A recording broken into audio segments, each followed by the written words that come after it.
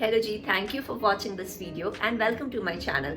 आज हम बात करेंगे क्वांट के टेक फंड के बारे में। तो इस वीडियो में हम देखेंगे कि इस फंड के क्या क्या फीचर्स हैं, ये फंड कहाँ इन्वेस्ट करती है, इसकी अंडरलाइंग स्टोरी क्या है, इन्वेस्टमेंट ऑब्जेक्टिव क्या है, किस टाइप के इन्वेस्टर्स को इस फंड में इन्वेस्ट करना चाहिए, इसके सेक्टोरल एलोकेशन, टॉप होल्डिंग्स वगैरह सब देखेंगे, परफॉर्मेंस, कॉम्पिटिशन, सारी बातें करेंगे हम इस वीडियो में। तो मैं आशा करती हूँ आप मेरे साथ बने रहेंगे वीडियो के अंत तक। तो आइए शुरू करते हैं आज का video on review of quant take fund. तो जी हाँ, quant take fund quant AMC के द्वारा लॉन्च हुआ था सितंबर 2023 में, यानी ये बहुत ही एक नया फंड है और ये टेक्नोलॉजी स्पेस में इन्वेस्ट करता है। तो टेक्नोलॉजी स्पेस आज के दिन हमारे इन्वेस्टर कम्युनिटी में थोड़ा अपना इंटरेस्ट खो बैठा है। आज के दिन अगर हम बात करें तो जो हॉट थीम्स है या जो हॉट सेक्टर्स है फॉर इन्वेस्टमेंट, वो पीएसयू हो गए हैं, रेलवेज हो गए हैं या फिर डिफेंस हो गए हैं। तो इस तरह के सेक्टर्स आजकल ज्यादा इंटरेस्ट गार्नर कर रहे हैं इन्वेस्टर्स के बीच। और जो हमारे इंडिया के लार्ज आईटी फर्म्स हैं उनमें इंटरेस्ट कम होते गया है इन्वेस्टर्स का। क्यों?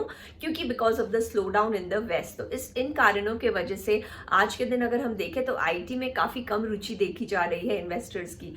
ऑल्सो जो हमारे देश के आईटी फर्म्स है या आईटी कंपनीज हैं, वो जो एआई में अभी इतनी धूम मची है, एआई का जो इतना एक उछाल आया है, उससे ज्यादा they have not benefited more out of it unlike the West. अगर आप वेस्टर्न जायंट्स को देखिए, technology giants of the likes of Microsoft या गूगल है या फिर मीटा है, तो इनके अब जो कंपनी साइज है वो trillions of dollars market size हो गए हैं। तो हम इस हिसाब से अगर देखें तो इंडिया में काफी कम इस टाइप के फंड्स हैं जो आपको एक्सपोजर देते हैं। तो इंडियन इन्वेस्टर्स जनरली जो फंड्स प्रेफर करते हैं वो इंडेक्स हगर्स होते हैं of the likes of retail wise का टेक्नोलॉजी फंड है या मिराय एसेट का फैंग या इनोवेशन फंड है। ये सारे जो फंड्स है ये मोस्टली इंडेक्स को फॉलो करते हैं। तो इस इन्वेस्टर्स के पास ज्यादा ऑप्शंस भी नहीं रहते, वो इन्हीं टाइप्स के फंड्स को प्रेफर करते हैं।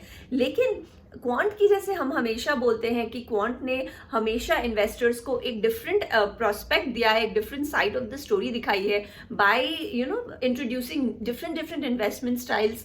हमने देखा है ऑलरेडी हमारे पुराने वीडियोस में कि तरह तरह के इनके फंड्स होते हैं, इनकी इन्वेस्टमेंट स्ट्रैटेजीज होती हैं। और अनलाइक दी पॉपुलर या फिर जो हमारे ट्रेडिशनल फंड्स होते हैं वो सारे स्फीयर्स में जो जनरली इंडेक्स के रेप्लिकाज होते हैं, quant does not do that. ये अलग अलग कन्विक्शन पिक्स लेकर आते हैं और उनमें ज्यादा इन्वेस्ट करते हैं। तो इस फंड में भी इन्होंने कुछ ऐसा ही किया है। तो आइए अब आगे देखते हैं इस फंड के फीचर्स वगैरह क्या हैं। क्वांट का जो ये टेक फंड है ये फॉलो करता है S&P BSE take TRI index को। और ये अनलाइक इट्स पियर्स, ये जैसे मैंने ऑलरेडी मेंशन किया, it does not follow the index to the tee. इनके काफी डिफरेंट पिक्स होते हैं। तो चलिए देखते हैं कि ये किस तरह से इन्वेस्ट करते हैं। तो इनकी जनरल जो इन्वेस्टमेंट फिलॉसफी है वो ट्राई करते हैं कि वो 80% तक इन्वेस्ट करेंगे इंडियन इक्विटीज में और 20% तक उनका इंटरनेशनल स्टॉक पिक्स होगा। तो सबसे पहले देखते हैं इनकी पोर्टफोलियो कैसे कंप्राइज करती है। तो ओवरऑल इनके पास 18 स्टॉक्स है इनके ओवरऑल पोर्टफोलियो में, और जो टॉप 10 है वो ही अकाउंट करते हैं of 2/3 of the entire portfolio value. तो आप देखिए काफी हाई कन्विक्शन पिक्स है, क्योंकि as already mention they do not follow the index to the T.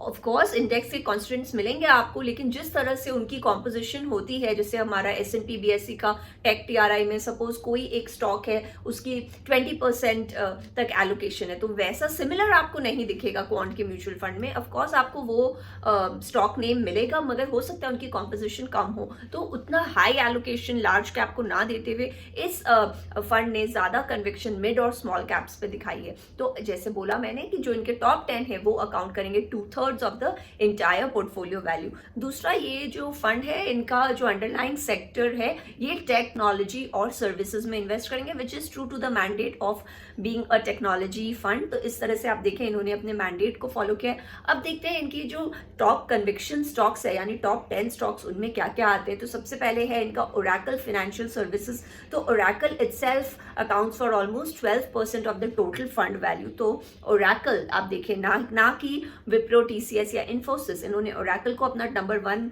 Stock constituent बनाया, followed by Reliance, IRCTC, as well as Just Dial. तो इस टाइप के आप देखें डिफरेंट डिफरेंट टाइप के कंपनीज को इस फंड ने इंपॉर्टेंस दी है। सन टीवी भी है, दूसरे stock picks of the likes of Mphasis या फिर सास्कैन एंड लेटेंट व्यू, इस टाइप के नाम भी आपको इस फंड के लिस्ट में मिलेंगे। तो देखिए डिफरेंट काफी नेम्स हैं इनके स्टॉक पिकिंग में, unlike the likes of Wipro and Infosys. अगर हम बात करें विप्रो इन्फोसिस तो वो आपको मिलेंगे इस फंड में, लेकिन उनकी जो कॉम्पोजिशन होगी, जो ओवरऑल फंड में ये एलोकेट हुआ है वो काफ़ी ही कम है अगर आप इनको इनके पॉपुलर पीयर्स से कंपेयर करें। जैसे अगर हम टाटा डिजिटल को देखें जिन्होंने काफ़ी हद तक अपने टेक्नोलॉजी इंडेक्स को फॉलो किया है, तो उसमें ये सारे फंड्स आपको सिमिलर मिलेंगे। लेकिन इस पर्टिकुलर क्वांट के टेक फंड में आपको ये भारी भरकम जो नाम है वो मिलेंगे, लेकिन काफ़ी कम इनका कॉम्पोजिशन रहेगा, और मेरे विचार से काफ़ी इंटरेस्टिंग बना देता है ये then to invest in such a fund. क्यों? क्योंकि आप देखें ये आपको एक कॉन्ट्रारियन व्यू भी दे रहा है। अगर आप ओरेकल को ही देख लें तो ओरेकल की अभी काफ़ी बेहतर हो गई है परफॉर्मेंस, और इनके वैल्यूएशंस भी अब काफ़ी रीजनेबल हो रहे हैं। तो क्वांट के फंड्स का जैसे मैंने मेंशन किया ऑलरेडी, इनके इन्वेस्टिंग स्टाइल्स डिफरेंट होते हैं, और इनके जो फंड्स होते हैं उनकी परफॉर्मेंस वगैरह और एक्सपेंस रेशियो भी काफ़ी रीजनेबल होता है फॉर इन्वेस्टर्स। तो काफ़ी जगह पर ये आपको एक टिक मार्क देते हैं इन्वेस्टर्स को, क्योंकि इनके एक्सपेंसेस कम होते हैं, परफॉर्मेंसेस अच्छी होती है, स्टॉक पिक्स डिफरेंट होते हैं। अगर आप ट्रेडिशनल जाना चाहें तो आप ट्रेडिशनल फंड्स देख सकते हैं, लेकिन अगर आपको कुछ आउट ऑफ द बॉक्स करना है या आपको एक बेट लेना है इनके हाई कन्विक्शन स्टॉक्स में, तो फिर आप इस टाइप के फंड्स को देख सकते हैं। लास्ट अगर हम बोले तो जो लार्ज कैप इनका एलोकेशन है वो काफ़ी कम है, ओनली एट अराउंड 22% होल्डिंग। तो जो लार्ज कैप कंपनीज है इस ओवरऑल फंड में वो केवल 22% कॉन्स्टिट्यूट करती है, followed by mid and small cap. यानी इन्होंने मिड एंड स्मॉल कैप्स को ज़्यादा इंपॉर्टेंस दी है अपने ओवरऑल फंड में। इसका मतलब of course it will make the fund a bit riskier, क्योंकि आप देखें पॉपुलर सेफ नेम्स में इन्वेस्ट ना करके इन्होंने ज़्यादा composition mid and small cap को दिया, तो आपका ओवरऑल जो है वो थोड़ा रिस्की हो जाएगा बेट। लेकिन अगर ये जो इनके convictions if they play right then you will get a massive chance to earn very high returns. तो इस तरह से अगर आप सोचते हैं तो आप इस पर एक बेट ले सकते हैं। बाकी अगर हम इनके एक्सपेंस रेशियो देखें तो expense ratio in direct plan is around 0.77% and in regular little more than 2% at around 2.39%, और इनकी AUM होती है 250 करोड़। तो क्योंकि फंड साइज बहुत बड़ा नहीं है, इट्स वेरी स्मॉल, उस हिसाब से I feel the expense ratio is justified over here.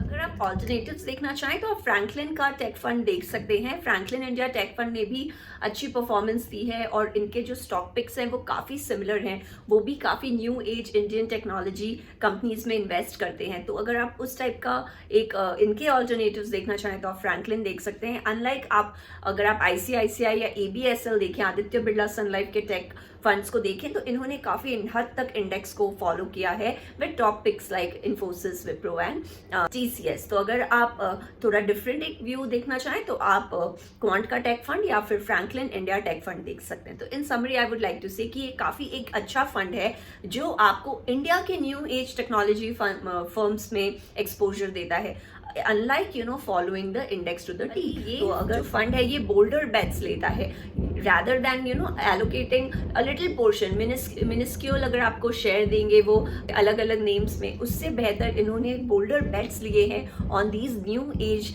Companies in our country rather than giving exposure to the but similar index constituents। तो डिफरेंट इसमें आपको एक इन्वेस्टिंग का अप्रोच मिलता है towards the technology sector in our country. तो अगर आप पहले मैंने एक ऑलरेडी वीडियो बनाया है टाटा के डिजिटल फंड में, तो जहां मैंने बताया कि वो एक आपको लो रिस्क ऑप्शन देता है to invest in the technology companies. अगर आप सिर्फ टेक में अपना एक एक्सपोजर चाहते हैं तो उस केस में आपको वो काफ़ी रिस्क लेवल उसमें कम हो जाते हैं। क्यों? क्योंकि उन्होंने काफ़ी हद तक इंडेक्स कॉन्स्टिट्यूएंट्स में ही इन्वेस्ट किया और उनकी परफॉर्मेंस वगैरह भी काफ़ी सही रही है। लेकिन अगर आप एक डिफरेंट व्यू लेना चाहें टेक्नोलॉजी में, क्योंकि जैसे जैसे हमारी कंट्री प्रोग्रेस करेगी तो उस हिसाब से technology firms and service giving firms अच्छे होंगे, जैसे वेस्ट की में स्लो डाउन कम होते जाएगा, उस हिसाब से हमारी टेक्नोलॉजी फर्म्स भी बेहतर करेंगे।